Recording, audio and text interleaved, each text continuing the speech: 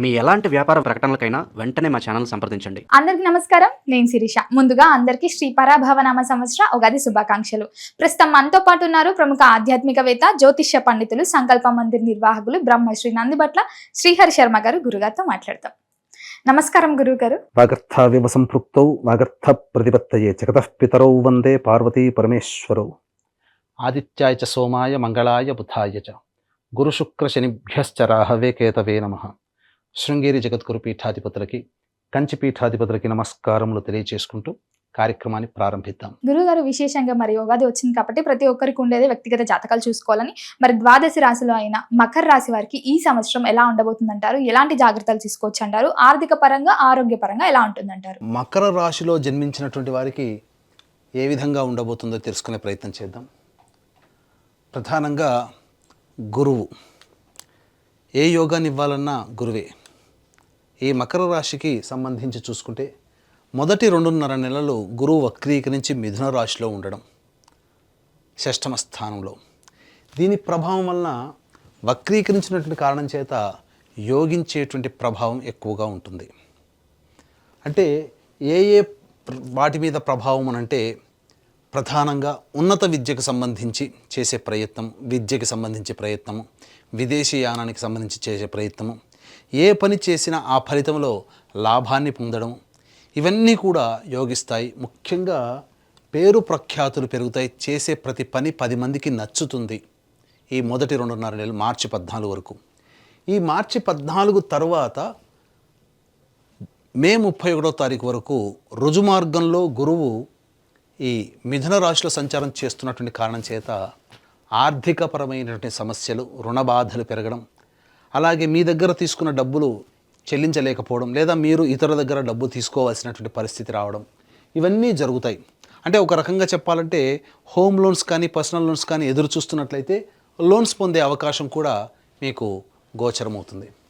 ఇక జూన్ 1వ తారీఖు నుంచి అక్టోబర్ 31వ తారీఖు వరకు కూడా, అంటే June, July, August, September, October, ఈ 5 నెలల పాటు యోగ్యమైనటువంటి కాలం. ఇది చాలా అద్భుతంగా ఉంటుంది.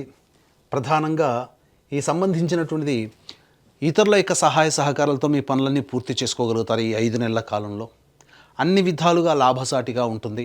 ధనపరమైనటువంటి సమస్యలు తీరుతాయి, రుణబాధలు నివృత్తి అవుతాయి, రాని బాకీలు వసూలవుతాయి. ఆఖరి 2 నెలలు మాత్రం అనుకూలంగా ఉండదు. ఇది గమనించుకోండి. ఏ తర్వాత ఈ గురువు యొక్క అనుగ్రహం వలన దాదాపుగా ఒక 4.5 నెలల పాటు అనుకూలంగా లేని సమయం, మిగతా సమయం అంతా కూడా అనుకూలంగా ఉంటుంది. అంటే దాదాపుగా ఈ గురువు మీకు ఒక 60-40% యోగిస్తాడు. 60% యోగించడం, 40% అవయోగం చేయడం. మరి ఈ యొక్క గురువు వల్ల ఒక్క దగ్గరనే ఆగిపోతుందా? మిగతా గ్రహాల యొక్క ప్రభావం ఏంటి? ముఖ్యంగా నారు పోసిన వాడే నీరు పోస్తాడు అనే సామెత గుర్తుంది కదా. పడగొట్టిన చోటనే లేచి నిలబడగలుగుతాం. అదే ఈ గురువు అనుకూలంగా లేకపోయినా రాష్ట్రాధిపతి అయినటువంటి శని సంపూర్ణంగా యోగిస్తున్నాడు కొంతకాలం పాటు. ఇక్కడ మీరు గమనించాలి, అసలు సిసలైనటువంటి శని తత్వాన్ని మీరు అర్థం చేసుకోవాలి.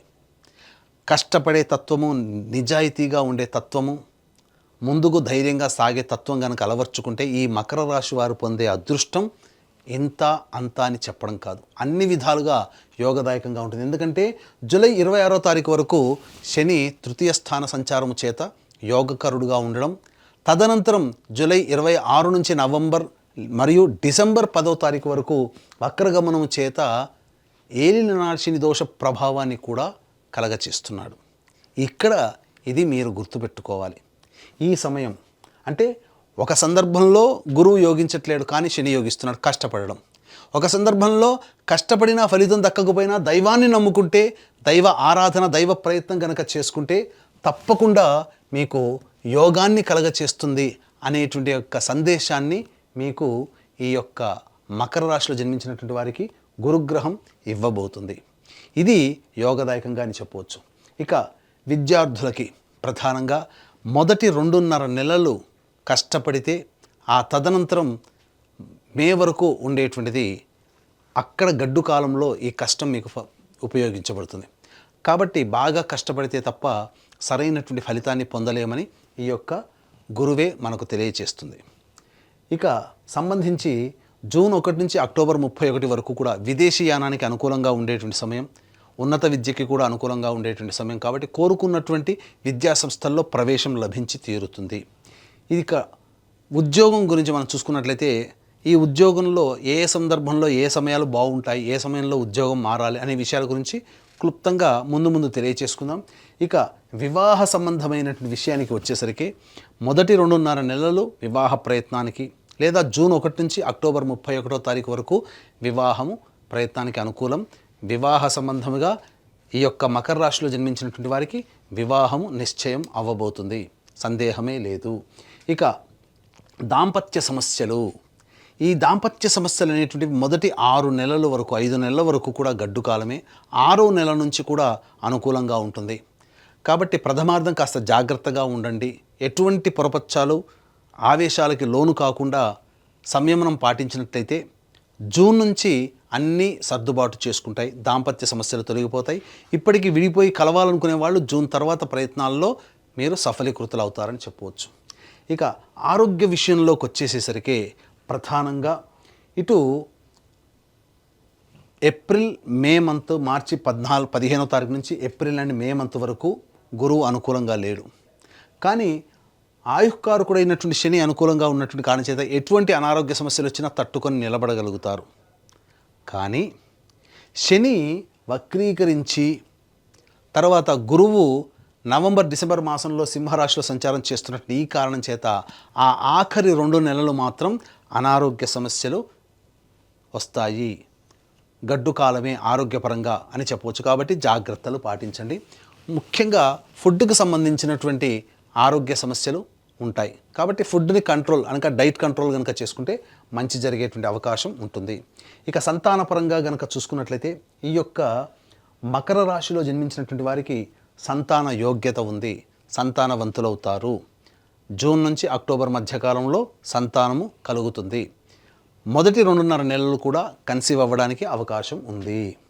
ఇక సంబంధించి రాజకీయమైనటువంటి సంబంధించి చూసుకున్నట్టయితే రాజకీయ పలుకుబడి అనేటువంటిది ఉంటుంది ప్రయత్నం చేస్తే. కానీ పెద్దల యొక్క అండదండలు లేని కారణం చేత ఆ పలుకుబడి పేరుని మాత్రమే తెస్తుంది తప్ప మీకు ఉపయోగపడే విధంగా మీకు పదవి అనేటువంటిది ఉండదు. కాబట్టి అందరితో కలుపుగోలుగా ఉండండి, కానీ ధనాన్ని ఖర్చు పెట్టి మీరు ప్రయత్నం మాత్రం మీరు చేయకండి. ఆశించి భంగపడడం తప్ప ఇంకా వేరే ప్రయత్నం ఉండదు.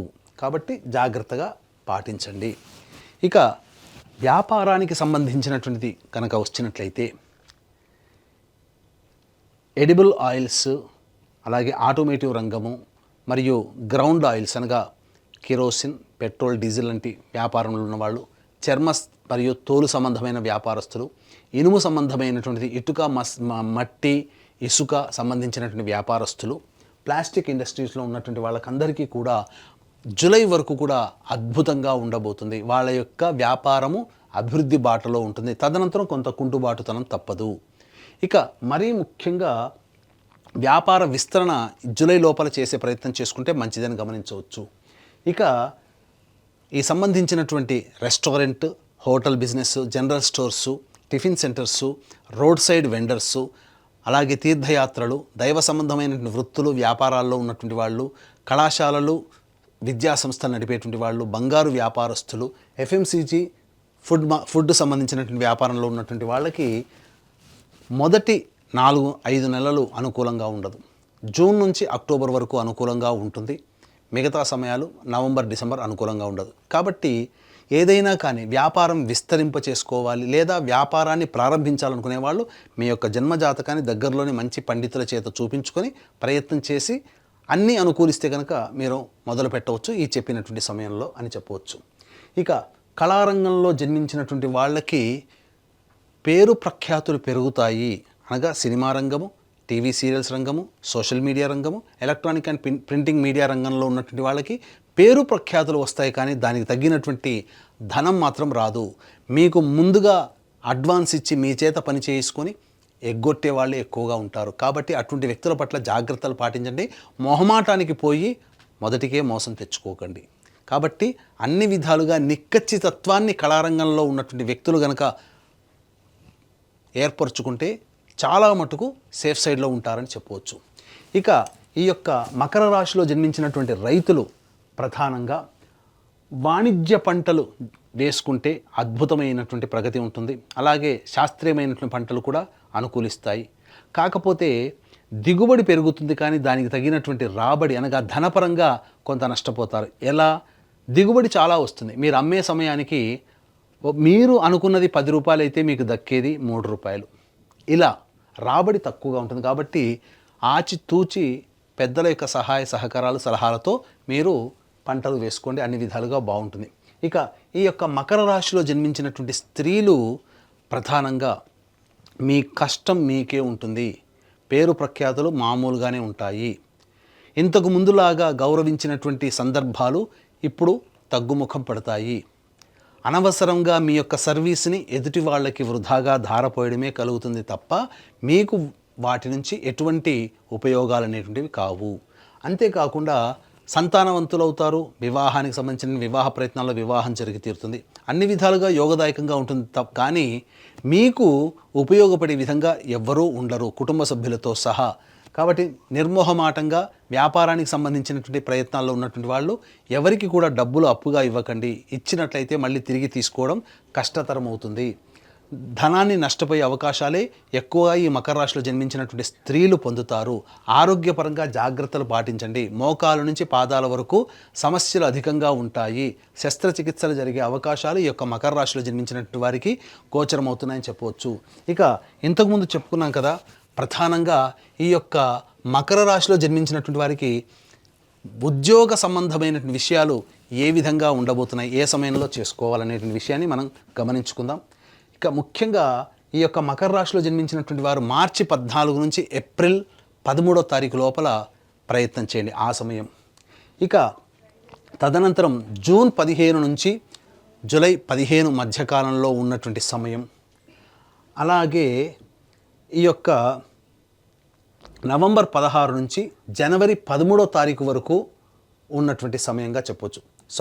అక్టోబర్ 17 నుంచి సెప్టెంబర్ 17 నుంచి నవంబర్ 15వ తారీఖు వరకు ఉన్నటువంటి సమయం ఉద్యోగ సంబంధంగా. మళ్ళీ చెప్తున్నానండి, మకర రాశిలో జన్మించినటువంటి వారికి మార్చి 14 నుంచి ఏప్రిల్ 13వ తారీఖు వరకు, అలాగే జూన్ 15 నుంచి జూలై 15వ తారీఖు వరకు, సెప్టెంబర్ 17 నుంచి నవంబర్ 15వ తారీఖు వరకు ఉన్నటువంటి సమయమే ఉద్యోగస్తులు నూతన ఉద్యోగం మారడానికి, నిరుద్యోగస్తులకి లేదా ఉన్న సంస్థల్లో అభివృద్ధిని అనగా ప్రమోషన్ పొందడానికి లేదా కొత్త సంస్థల్లో ఉద్యోగం వెతుక్కోవడానికి అనుకూలమైన సమయం. మిగతా సమయాలు అనుకూలము కావు. ప్రయత్నం చేసి భంగపడి ఇబ్బందులు పడడం తప్ప వేరే ఫలితము లభించదు. ఇక ఈ మకర రాశిలో జన్మించినటువంటి వారికి మార్చి వరకు కూడా ఎలాగో గురువు అనుకూలంగా లేడు కాబట్టి ఈ కారణం చేత సందర్భంగా కుజుడు కూడా అనుకూలంగా లేడు. కుటుంబ సభ్యుల మధ్య వాగ్వివాదాలు పెరుగుతాయి. ఏప్రిల్ నెలలో కుజుడు యోగిస్తున్నాడు. తద్వారా నూతన వ్యక్తుల పరిచయం అనేటువంటి జరుగుతుంది. మే 1 నుంచి జూన్ 19వ తారీఖు వరకు వాహన ప్రమాదాలు చోటు చేసుకునే అవకాశం ఉంటుంది. శస్త్రచికిత్సలు జరిగే అవకాశం ఉంటుంది. తల్లిగారి ఆరోగ్యం పట్ల శ్రద్ధ వహించాల్సినటువంటి పరిస్థితి.